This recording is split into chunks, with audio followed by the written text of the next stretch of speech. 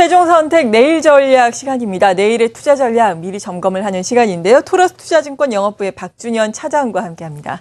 안녕하세요. 안녕하세요. 네, 오늘 시장의 큰 특징 먼저 점검을 해볼 텐데 거래 대금이 2조 5천억 원으로 상당히 관망세가 짙었습니다. 전반적으로는 먼저 시장 어떻게 보셨어요? 예, 일단 오늘 지정학적인 리스크가 좀 장 초반에 좀 불거졌었고요. 기관도 좀 초반에 매물 출회를 내놨습니다. 일단 장 초반에 부동산 그 대책에 대해서 시장에 관심이 상당히 컸었는데요. 그렇죠. 막상 뚜껑을 열고 보니까는 별게 없었다라는 반응이 아니었나라고 생각합니다. 아무래도 이제 그런 부분들은 향후 시장의 어떤 흐름에도 다소간 좀 영향을 미치지 않을까라고 좀 생각이 들었고요.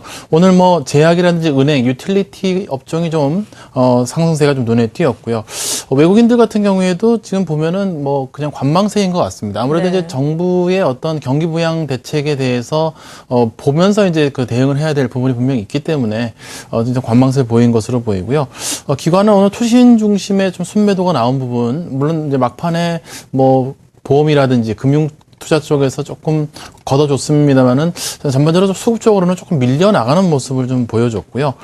전기전자나 유통, 전기가스 업종 쪽으로 매수도 이렇게 강하게 들어오지 않았던 걸로 봐서는 당분간은 조금 박스권 장세가 이어지지 않겠나라고 생각이 됐습니다. 오늘 코스닥 쪽에서도 기관하고 외국인들이 순매도를 하면서 크게 조금 매기가 좀 형성되지 않는 그런 모습들을 좀 보였습니다. 네, 물론 부동산 정책에 대한 기대감은 많이 꺾였다고는 하지만 그래도 또 건설 업종에 대한 관심이 시장에서 여전히 있지 않습니까? 건설 업종 중에서는 탑픽 종목을 꼽는다면 어떤 종목 꼽아주시겠어요? 예, 물론 이제 대개의 경우는 이제 삼성물산이라든지 해외 쪽에 이제 모멘텀 있는 종목에 대개 이제 탑픽으로 그동안 꼽아져 왔는데요. 네. 이번에 이제 부동산 정책이 어느 정도 수준으로 나오느냐를 두고는 사실 최근에 현대산업이 상당히 좀 관심을 받았습니다. 네.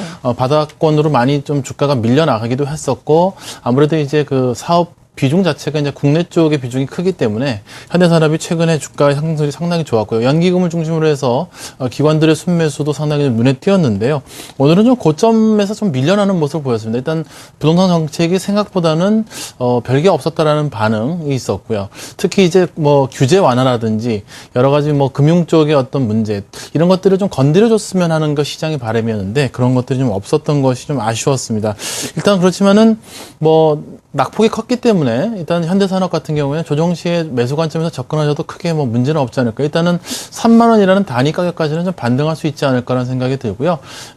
정부의 부동산 대책이 이제 이번으로 끝나는 것이 아니라 추가적인 어떤 대책이 좀 나와준다면은 충분히 추가 상승의 여지가 있지 않을까라고 생각을 해봤습니다. 네, 그리고 수급상 우리가 확인을 해봐야 할 사항들이 많은 것 같습니다. 지금은 전반적으로 보자면 상당히 지지부진하지만 그래도 또 외국계에서 오늘 외국인들 현물과 선물 양매도가 나왔고 그리고 기관도 장중에 계속해서 순매도를 하다가 결국에는 아주 소폭의 순매수만으로 거래를 마쳤거든요. 이 같은 상황들 내일장에서는 어떻게 봐야 될까요? 예, 일단은 역시 외국인이 오늘 현선물 포지션을 매도로 가져가면서 시장에 조금 힘을 잃는 모습을 보였고요. 그렇다면 이제 기관, 연기금이나 투신 중심으로 좀 매수를 강하게 해줘야 되는데 역시 기관 투신 쪽에서도 계속 매물이 출회가 되면서 역시 조금 힘을 잃는 모습이었습니다. 특히 이제 장 초반에 원달러 환율이 튀어 올라가면서 일단은 지정학적 리스크가 또 부각된 점도 좀 오늘 시장이 좀 약했던 이유 중에 하나였고요. 특히 이제 삼성전자와 같은 아무래도 이제 그 이익 모멘텀이 가장 좋다고 하는 IT 업종이 약세를 보인 것도 좀 다소간 시장이 안 좋았던 분위기였는데요. 어쨌든 내일장에서도 이렇게 원달러 환율의 움직임이라든지 외국인들, 기관들의 어떤 수급을 보면서 저희가 대응을 해야 될 것으로 보입니다. 일단 기본적으로 봤을 때는 당분간은 좀 시장이 박스권에서 움직일 수밖에 없다는 걸 조금 인지하시고 대응하셨으면 좋겠습니다. 네, 정말 지금 말씀해 주신 사항도 그렇고 앞서서 저희가 6인의 마감 전략이나 많은 전문가들의 이야기를 들어봐도 전반적으로 또 공통되는 것이 당분간은 정말 관망을 하자라는 의견이었거든요. 뚜렷한 모멘텀도 없고요. 일단 내일 시장은 어떻게 전망을 하세요? 일단 1970포인트에서 2020포인트 정도 밴드를 좀 설정을 했는데요. 네. 일단은 시장을 왜 박스권으로 보느냐라는 것이 이제 중요한데요. 첫 번째는 최근에 이제 중국 정부가 긴축 의지를 가지고 있다는 부분이 가장 좀 눈에 띕니다. 유동성이 크게 풀리는 거에 대해서도 상당히 좀 우려하는 모습도 있고요. 특히 최근에 이제 중국의 태양광에서인 선택이 파산하는 과정에서도 중국에서는 그냥 손을 놓고 보는 모습이었습니다. 시장의 과대한 유동성이 풀리는 것을 경계하고 있다라는 이야기가 되는 것으로 보이고요. 그렇다면은 중국 쪽에서 올 수 있는 모멘텀은 상당히 좀 둔화되지 않는가라고 생각이 들고요.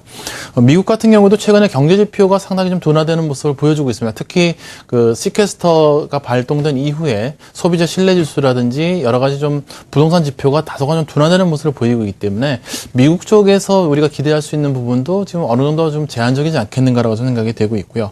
그렇다면 이제 정부의 경기 부양의 의지, 추경의 규모, 그리고 또 특히나 4월 11일에 금통위의 금리 인하 여부 이런 것들이 지금 굉장히 중요한 키포인트인데요.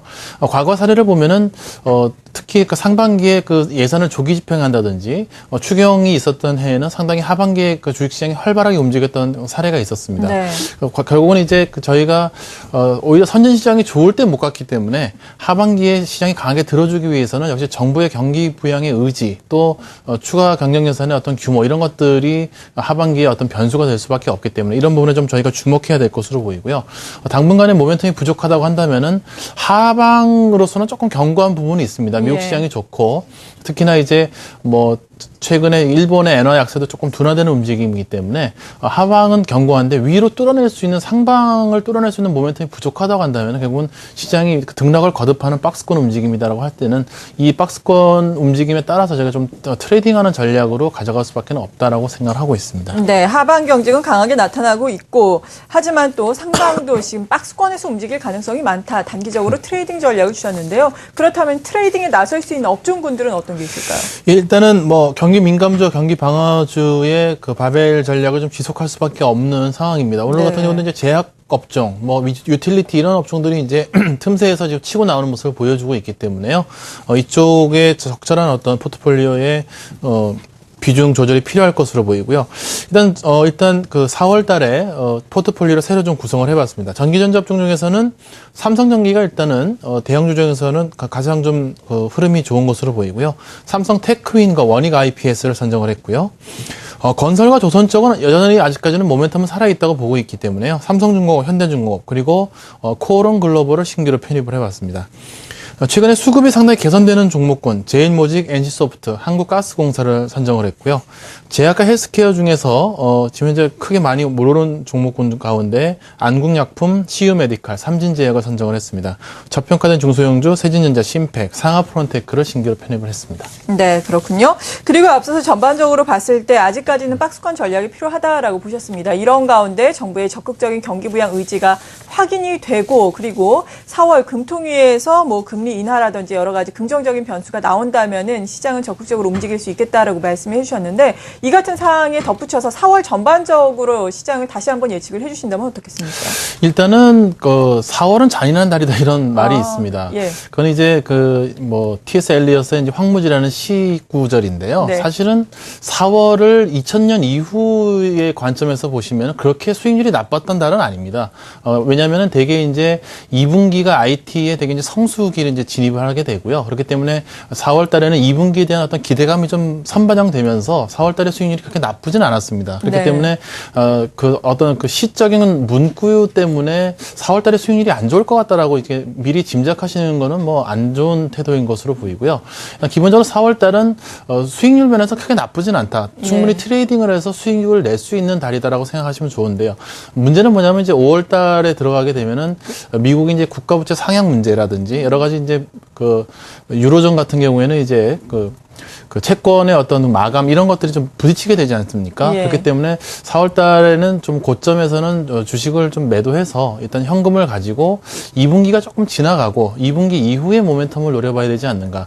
역시 일본 같은 경우에도 이제 최근에 보면은 경기 지표가 안 좋게 나오고 있습니다. 가장 큰 이유는 뭐냐면은 엔화 약세를 유도를 했습니다만 일본의 무역 수지의 적자라든지 여전히 그 유동성의 어떤 효과를 발휘하기 위한 어떤 시차가 분명히 있는 부분이거든요. 그렇기 때문에 아직까지는 일본과 경합을 벌이고 있는 IT 업종이라든지 자동차 업종 같은 경우에는 충분히 좀 상단으로 치고 갈 여지는 분명히 있다라고 보입니다. 그러니까 4월 달에 너무 이렇게 안 좋게 보는 부분은 아니고요. 다만 이제 상단으로 강하게 치고 가기에는 모멘텀이 부족하고 또 5월 달에 또 난관들이 있기 때문에 4월 달에 트레이딩 전략으로 가져가고 4월 말로 갈수록 조금 주식 비중을 좀 줄이는 전략으로 가져가는 것이 낫지 않겠는가 이렇게 보고 있는 겁니다.